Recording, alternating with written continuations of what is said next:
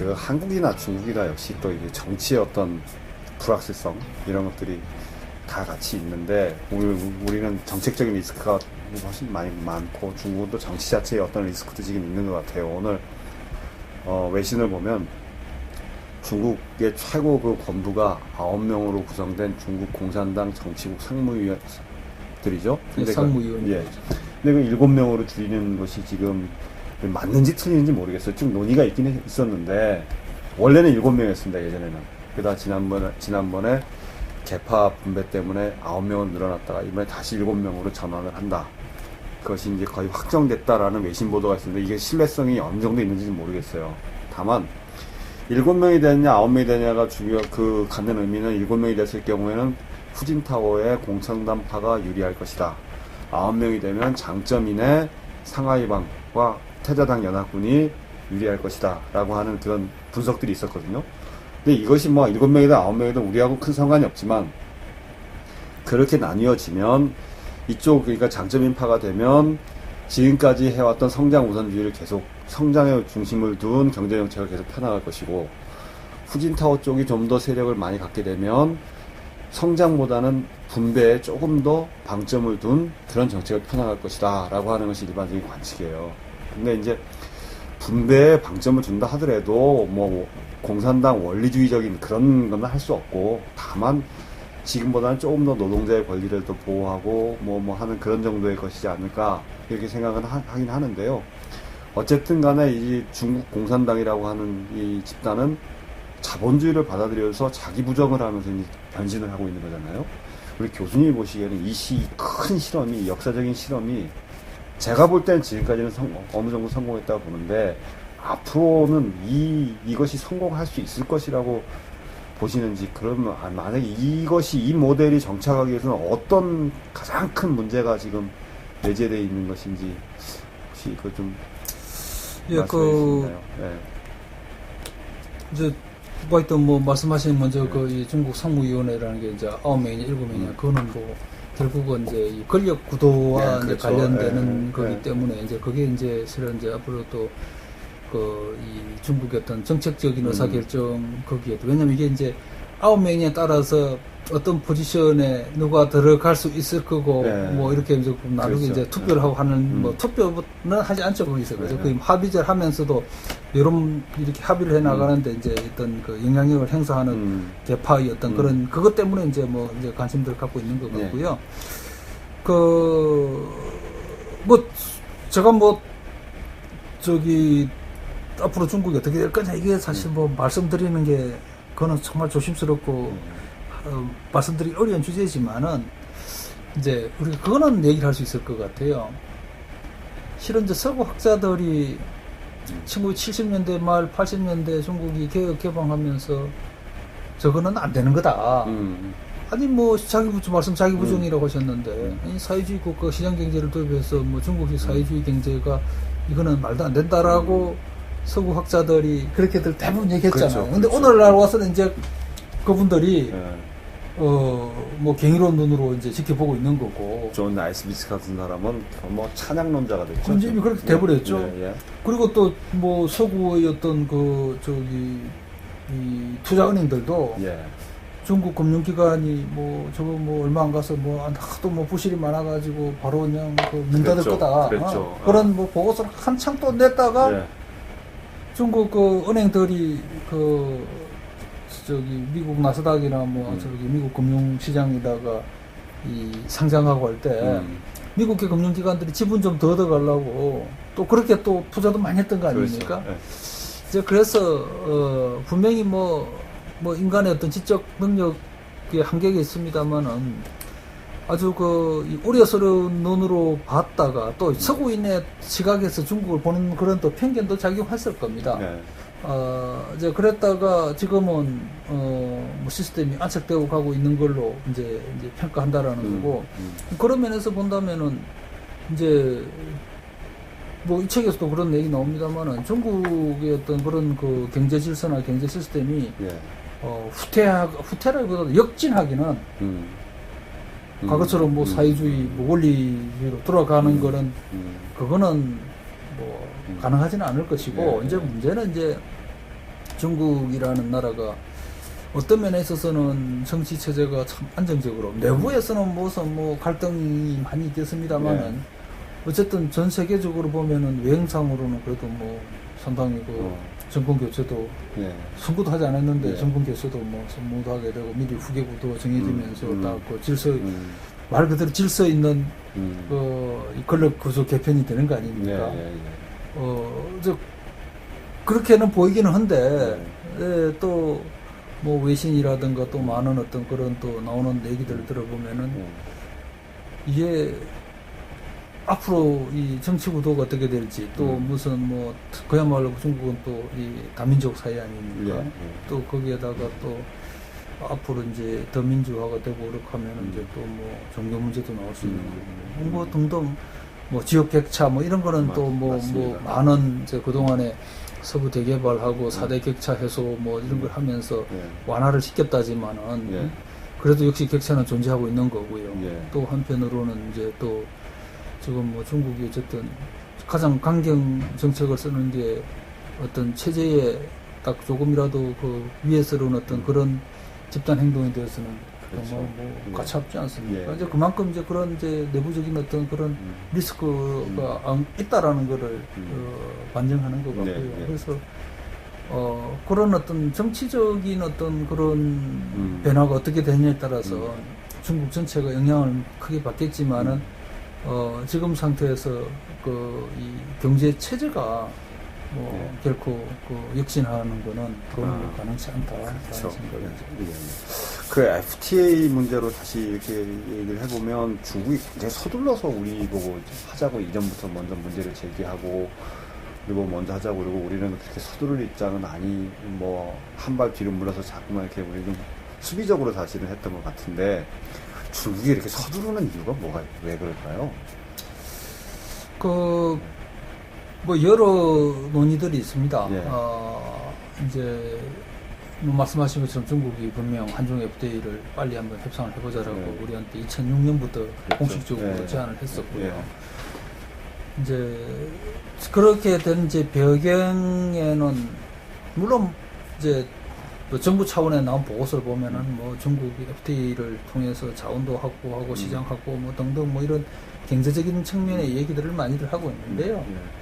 저는 그거보다는 어떤 중국의 대외 정책이 꾸준히 이제 과거에는 고개 팍 숙이고 그냥 뭐 실력 기르는 뭐 그런 시스템 그런 어떤 그 구도에서 90년대 2000년대쯤 되면서 이제 굴기론이 나오죠. 그죠? 그렇죠. 그러다가 이제 최근 뭐 들어서는 이제는 뭐 경우에 따라서는 할 말도 한다. 뭐 G2 시대에 걸맞게 이제 그런 어떤 중국의 큰 틀의 어떤 외교 전략 목표가 쭉 변했단 말이죠. 그럼 그거를 이제 오늘날 실현할 수 있는 거는 과거 같으면은 뭐 무력 충돌이라든가 그런 게 지금보다는 지금도 있지만은 월등히 옛날에는 많았지 않습니까? 그렇죠. 뭐 심지어 전쟁도 있었으니까요, 그죠? 근데 그렇게 할 수는 없는 거고 이제 통상 측면에서 이제 그렇게 드러날 수 있는 거죠. 그래서 중국이 뭐 그동안에 뭐 칠레다 아시안 뭐 등 이런 파키스탄 이런 나라와 FTA를 하긴 했습니다만은 사실은 이제 파급 영향이 그렇게 큰 건 아니죠. 한국하고 하는 것은 의미를 크게 두는 것이 일단은 경제 규모도 크고 또 한국이라는 어떤 그 나라가 그동안에 FTA를 통해서 그 국가의 위상뿐만 아니라 경제 시스템을 업그레이드한 성공한 그런 대표적인 나라고 또 동북아 질서 측면에서 본다면은 일본이 잘 나갈 때는 일본이 그 상당히 이 미국과 보조를 잘 맞추면서 뭐 지금도 그러고 있습니다만은 중국은 상대적으로 약하니까 그 일정 부분 또 우리는 또 한미 간에는 또 여러 가지 또 뭐 군사 협정도 있고 안보 협정도 있고 그러니까 한미 미일 이렇게 되면서 중국이 상당 부분은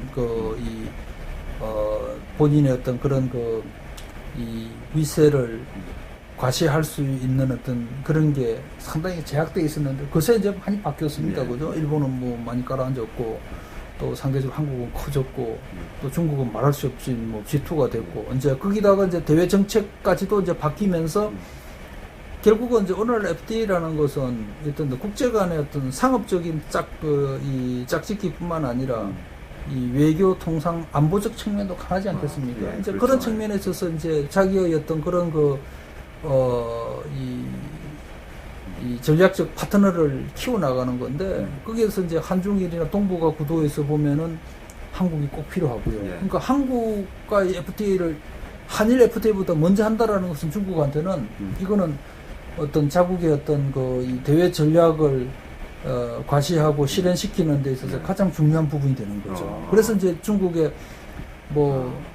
이 후진타오 주석이라든가 웬자버 총리가 그것도 한 번도 아니고 말이죠. 우리 대통령을 만날 때마다 정말로 공손하게 한중일 협상을 우리는 참 농업이 참 힘들어서 참 이게 참 어렵다라고 얘기하니까 또 한국이 어려운 부분에 대해서 우리가 잘 이해하고 있으니까 그 부분에 대해서는 우리가 최대한 배려를 해서 그러니까 일단 협정을 할 때 체결하는 게 중요하다라는 이제 그런 시각이죠.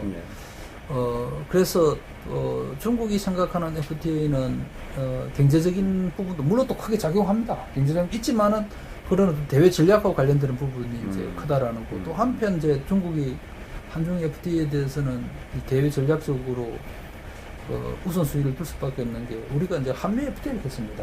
그렇죠? 한미 FTA를 하면서 이 중국이 상당히 긴장을 하지 않을 수 없었고, 거기에다가 이제 미국이 환태평양 파트너십 협정이가 TPP라고 그러죠. 이걸 하면서 이제 일본도 처음 들어오는데 일본이 내부 사정 때문에 못 들어가고 있고, 사실 미국에서는 우리나라도 빨리 참여하기를 바랍니다. 근데 이제 우리는 그 구도로 보면은 크게 득될 거는 없기 때문에 지금은 그냥 관망 자세인데, 어쨌든 미국이 추진하는 TPP라는 것은 많은 부분은 비록 그게 통상협정일지라도 중국한테는 중국을 배제한 아시아 태평양 지역의 새로운 협정을 추진하는가 보다라는 생각을 할 수밖에 없지 않습니까? 거기에 대한 돌파구가 사실은 이제 중국 입장에서는 한중 FTA. 또 중국이 그동안에 별로 관심을 안 갖다가 한중일 FTA 하자라고 하고 있는데, 한중일. 거기다 좀 더 지나면 이제 동아시아 FTA 하자. 이제 그러면 이제 중국이 원체 지금은 비중이 크기 때문에 한 10년 전만 동아시아 FTA 한다고 그러면은 일본이 리더십을 쥐고 있고, 그 다음에 중국이나 한국이 참여하는 그런 구도가 될 건데, 앞으로 동아시아 FTA 한다고 그러면은 중국이 그야말로 이 운전석 드라이빙 시트에 앉고 나머지 국가들이 참여한 행태가 될 거란 말이죠. 그렇게 되면 이제 그런 걸 이제 장기적으로 중국이 생각하고 있겠죠, 전략적으로. 그렇게 되면은 중국 입장에서는 미국이 생각하는 어떤 그런 TPP든 어떤 뭐든 간에 거기에 대한 어떤 대응도 하면서 나름대로는 이제 동아시아에서의 어떤 그런 이 지리적인 또 지정학적인 어떤 그런 측면에서 리더십을 굳건히 할 수 있는 이제 그런 계기가 되겠죠. 그 첫 열쇠가 바로 한중 FTA라고 중국 볼 수밖에 없는 거죠. 근데요, 교수님, 저 지금 말씀하신 건 100% 동의합니다. 근데 이제 약간 이렇게 뭐랄까, 이 말로 치면 농담이죠. 말로 치면 농담인데 약간 이제 마음속 한편으로는 좀 깨름직한 게 있군요. 이 중국 사람들이 불투명해서 말이죠. 아까 처음에 말씀하신 것처럼 이게 그들이 말을 하는 것과 그들이 보여주는 것이 다른 점이 좀 있지 않습니까? 그래서 방금 말씀하신 것처럼 그들이 어떤 국제적인 이니셔티브를 쥐려고 하면 국가 간의 약속은 분명히 지켜져야 되는데, 이것이 또 약간 불투명한 부분들이 있어서 그런 게 또 도출되지 않을까 하는 그런 깨름직한 부분이 조금 있긴 있습니다. 그런 건 어떻게 보세요? 그러니까 그게 이제 중국의 역량입니다. 이제 우리가 이제 어떤 국제사회에서 위상을 높이려고 그러면은, ODA나 이런 대외 협력 자금을 많이 풀고, 내 편을 만드는 것도 중요하겠지만은, 비록 나라는 작더라도 할 말은 하면서, 또 모범적인 사례를 자꾸 보여주면서 국제적으로 덩치를, 또 자기의 어떤 위치를 계속 업그레이드 시켜 나가는 그런 대표적인 나라가 사실 싱가포르 같은 나라 아니겠습니까? 그죠? 그러니까 중국은 이제 그런 면에 있어서는 내부적인 어떤 그런 한계가 분명히 있는데, 뭐 등소평이 그 어려운 어떤 시기에 정말 이 결단을 잘해서 이 오늘날 개방 체제를 확립을 시켰듯이 또 중국에도 정치 지도자 중에서 중국이 살려면은 뭐 그렇게 해야 된다라는 그런 지도자가 나올 수도 있겠죠. 그거는 뭐 두고 봐야 되겠습니다만은 그게 없으면은 사실은 뭐라 그럴까 이 어떤 지역 차원에서의 어떤 그런 이 리더십을 발휘하기 어려울 겁니다. 미국이 요즘 사실 국제적으로 흔들리는 게 그런 거거든요. 우리가 통상협상만 보더라도 우루과이 라운드 때만 하더라도 미국이 많은 부분이 양보를 합니다. 그렇죠. 전 세계를 이끌어 나가려고 그러면 자기가 양보를 하고 그리고 다른 나라들을 동참을 시키고 하면서 이제 새를 키워 나가니까 그 우루과이 라운드도 협상도 타결이 될 수 있었단 말이죠. 오늘날 지금 미국은 뭐 많은 부분은 그냥 맞짱 뜨자라는 거거든요. 그러니까 미국 정부가 뭐 양보할 수 있는 게 하나도 없지 않습니까? 지금 DD 협상에서. 그러다 보니까 오늘날 지금 뭐 물론 그 외에도 많은 이유가 있습니다. 뭐 중국이 커졌고 유럽이 좀 그렇게 적극적이지 못하고 또 뭐 브라질이나 이런 남미 국가들도 또 할 말 다 하고 거기다 인도까지 커져버리고 하니까 과거에 비해서는 플레이어가 너무 많아졌죠. 그래서 이제 미국이 웬만해가지고 리더십 발휘하기 어려운 구조지만은 그럼에도 불구하고 미국이 내놓는 어떤 그런 이 리더십 측면에서 그런 게 과거에 비해서는 월등히 줄었죠. 그러니까 뭐 국제적인 어떤 그런 합의가 쉽게 잘 안 된다라는 생각입니다. 그러니까 중국도 그런 걸 빨리 배워야죠. 오늘 저희 굉장히 여러분들은 운이 좋으신 겁니다. 우리 교수님께서 오셔가지고 힘든 걸음 하시는 거예요. 그래서 이렇게 좋은 책 소개해 주시고 좋은 말씀 해주시고 계신데요. 교수님, 이 보시는 정규제 TV 시청자 여러분들에게 이 책을 보시고 나신 느낌하고 마지막으로 왜 우리가 중국과 이렇게 중국에 대해서 열심히 공부해야 되고 또 우리가 중국하고 함께 살아갈 수밖에 없는 이런 환경에서 우리가 뭘 해야 되는지, 뭘 준비해야 되는지 그 교수님께서 한마디만 좀 해주시죠. 뭐 저는 사실은 중국에 대해서 긍정적으로 평가하는 책들은 뭐 보고서는 원체 많이 봤습니다. 많이 봤고 또 그런 인식을 많이 갖고 있고 그러면서도 이제 노슬 위원님께서 말씀하셨던 것처럼 이해가 잘 안 되는 부분에 대해서 그걸 내가 어떻게 파악을 어떻게 이게 좀 내 생각을 좀 이렇게 정리를 해 나갈 거냐라는 생각을 하면서 이제 이 책을 이제 접하게 됐고요. 그래서 이제 뭐 시청자들 분들께서는 실은 이 밸런스된 균형 잡힌 시각을 가질 필요가 있을 건데 일단 뭐 중국에 대해서 이 긍정적으로 평가하는 책도 한번 보시고 또 이런 문제가 있겠구나라고 생각할 수 있는 이런 책도 한번 같이 봐주시면은 중국에 관련되는 어떤 상황이라든가 또 중국에서 또 들려오는 이런 얘기들 이해하는데 상당히 이제 도움이 되겠다라는 생각이 들고요.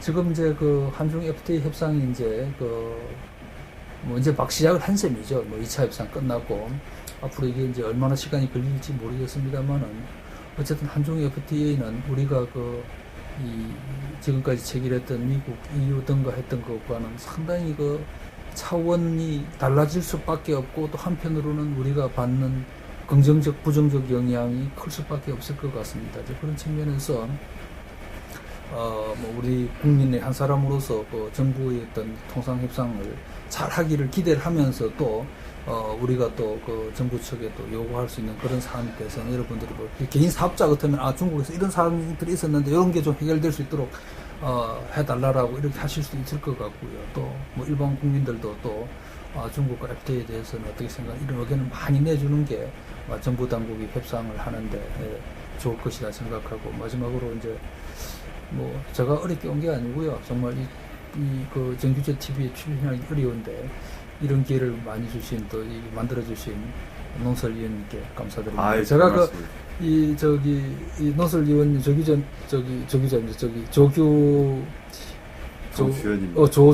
맞습니다. 조주현 노슬 위원님께서 이 중국 특파원으로 계시면서 한국경제신문에다가 딱 쓰신 글들 제가 많이 봤습니다. 많이 봤는데 오늘 이렇게 이제